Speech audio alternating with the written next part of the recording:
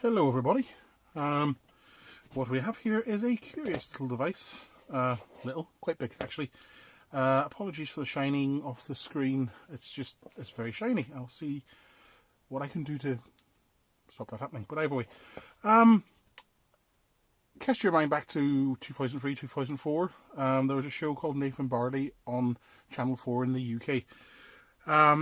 If you didn't see it, it was basically written by the genius that is Chris Morris and Charlie Brooker, the guy who wrote Black Mirror.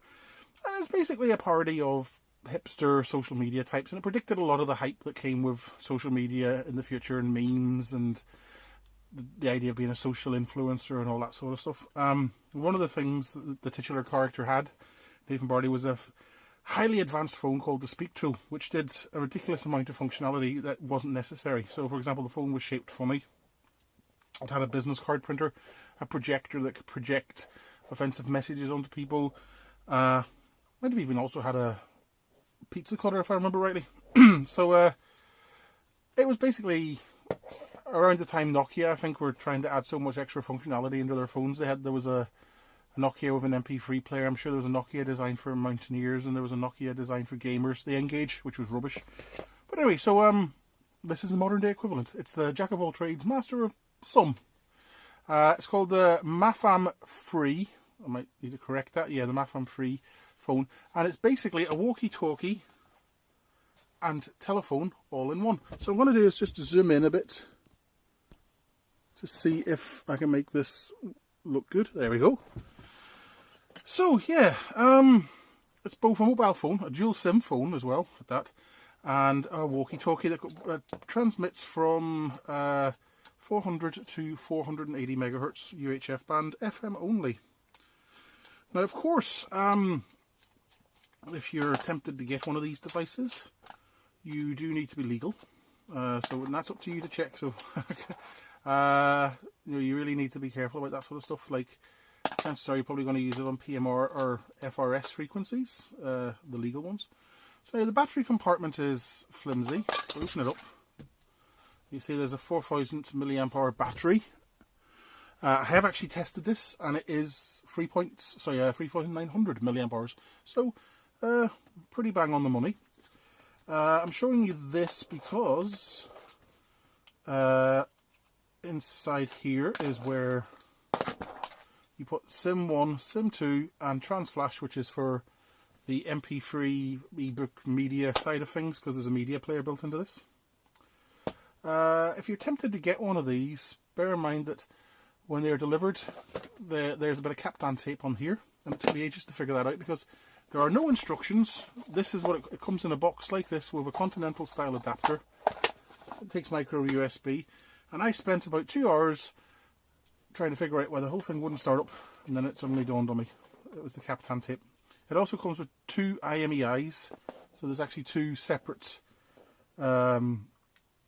mobile phone circuits in this, so to speak. I have actually tested the mobile phone circuitry previously with someone else's SIM card, like I'd used my own, and it worked fine. I'm actually going to address that in a later video. This video is more just to give you a quick introduction into how this thing works and what it does, and show you the ridiculous range of features. As it starts up, I'll show you around the back. There is a speaker here, but as you can see, there's absolutely no dust ingress protection or water ingress protection at all. But you can kind of tell from the rest of the device it is really soft plastic, very easily scratched. So durability is not what you expect. Here's where we set the time and dates. I'll just flick through that. And there's the home screen. Is that visible? Yes, it is. So let's start going through the features. First of all, you notice there's the antenna here, which is for the UHF radio. I can't get into it, but I'm assuming it's just a steel loaded coil, like any sort of standard rubber duck antenna on a walkie-talkie. There's a torch, and you switch that on using this sliding switch at the side. It seems to be a thing with handheld devices from China to put in torches, like walkie-talkies, phones, and all. They seem to have a thing for torches, which I actually kind of like. I wish more Western manufacturers would do that, and actually put a torch at the front instead of using the flash gun of your phone, because it's just handier. But there you go. Pardon me. There's a button on the side here for the walkie-talkie, that's push to talk. All this is just fake plastic trim, which is going to fall off pretty quickly if you, because it's just cheap and nasty, and probably I could see it flaking off as well. So let's go into the menus. The look and feel of this phone is very similar to, so the interface is very similar to the Nokia Series 60, which was the sort of phone that was popular around the early 2000s until Apple came along and basically destroyed Nokia with the iPhone. So I'll come back to walkie-talkie in a second. Oh, the contacts is pretty much what you expect, as is the messaging. That's text messaging and SMS, call logs again. You notice that this looks like Series 60. Multimedia is interesting. So you've got drive record. Now drive record, if you can see that, is actually a dash cam. You can use this phone as a dash cam, and it comes with dash cam functionality, so it basically loops through. The camera isn't very good. It's 640 by 480, and the video is as you expect. Again, in another video I'll come and look at this in detail. This is just a quick run through of what it does. So you've got an audio player, so you can play MP3s as well, if loaded onto the Transflash or micro SD card. Slight problem with that there's no headphone on this. There's no headphone socket, which seems like a massive omission. Camera is just a still camera, digital video, video player, and FM radio. This is interesting. It has a...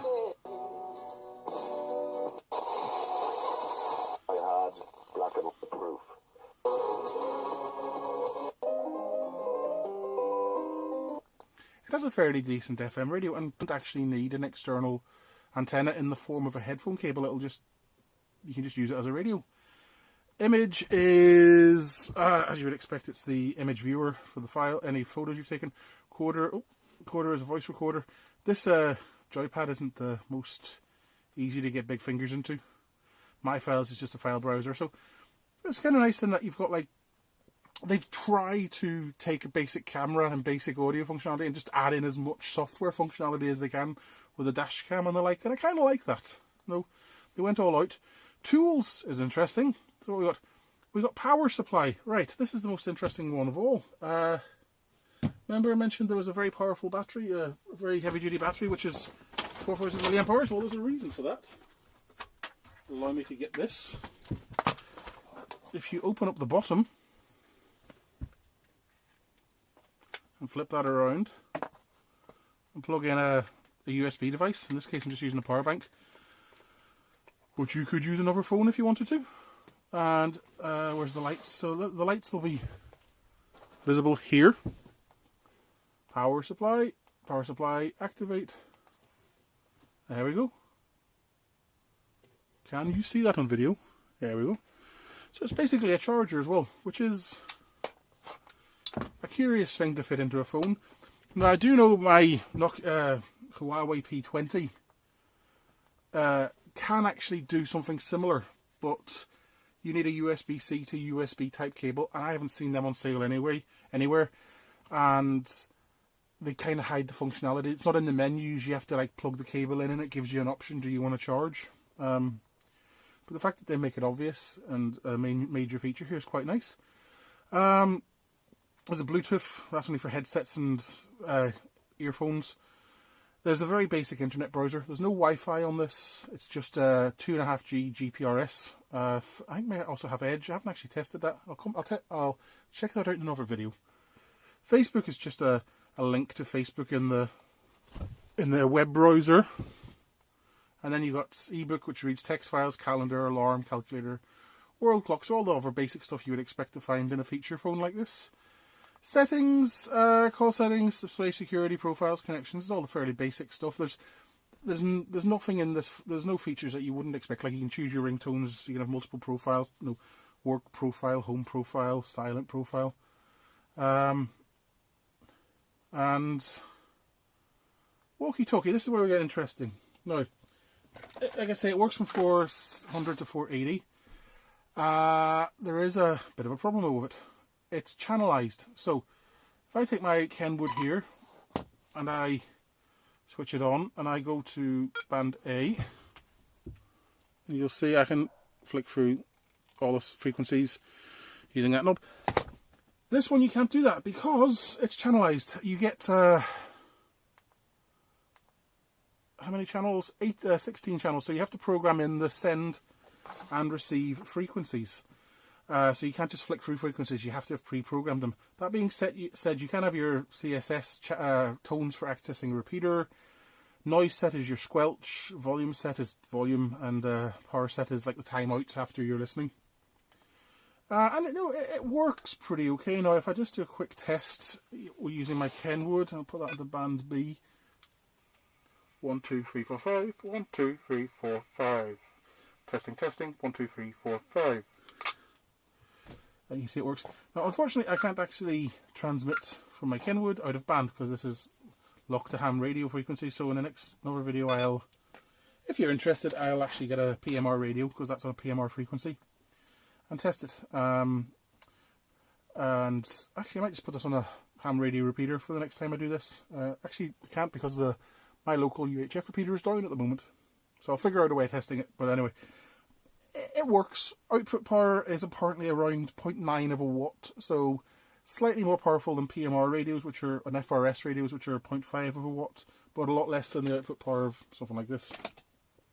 In open ground, you might get 2 or 3 kilometers if you're lucky. So it's a bit of it's a nice sort of toy gadget. And oh yeah, the back running allows you to run the radio in the background, so you can press this button and automatically go to Wi-Fi, the walkie-talkie, and send. So, the big question is, what do I think of it all? It's borderline toy. It is a nice sort of thing to give someone who likes silly gadgets. Like I say, the phone functionality works. The walkie-talkie functionality is mostly all there. The build quality isn't great. You are going to get dust in this. There is going to be water ingress. The camera is a bit of an afterthought, really. But the torch is useful. It's the sort of thing if you were going camping as a family, maybe. You just wanted something that kind of fulfilled multiple options. Especially since the power bank side of it is quite useful. And if you 2 or 3 of these for your family and kids to talk to each other, yeah, I could see it being useful. As a serious walkie-talkie for business use or ham radio use, no, not really. As a serious phone for day-to-day use, well, this is the phone technology, and this is like 15 years behind the times. So it's a curiosity. It's an interesting curiosity. That's what it is. Price, it was $36 on eBay, and whatever, in Ireland you can get up to €30 imported without having to pay VAT, value added tax, and this came of course to €31 when the translation was done. So I got hit for the full VAT on this, which was €6 something. I don't know how they work their sums out, but of course that's not just that. You also have to pay €10 to An Post, the Irish postal service, for the privilege of them taking the money off you. So I ended up paying €16. I'm kind of annoyed with that. I've got this view that I'm all for paying import duties on products that are on sale here to protect local business, but if it's a product that you just literally cannot buy here, you really shouldn't. You should be able to argue the case and say, why should I be paying import duties? Because it's just not on sale here. So, but anyway, I'm quite but anyway, there you go. An interesting curiosity. I'm going to do a few more videos on this, going into a bit more detail. I hope you enjoy them. So anyway, I'll try and get more videos out over the next while because I've been very amiss lately and stuff like that. And so I hope you and everyone else in your family is okay, and I hope that you've many, many cats serving you. Thank you. Cheers. Take care. Bye.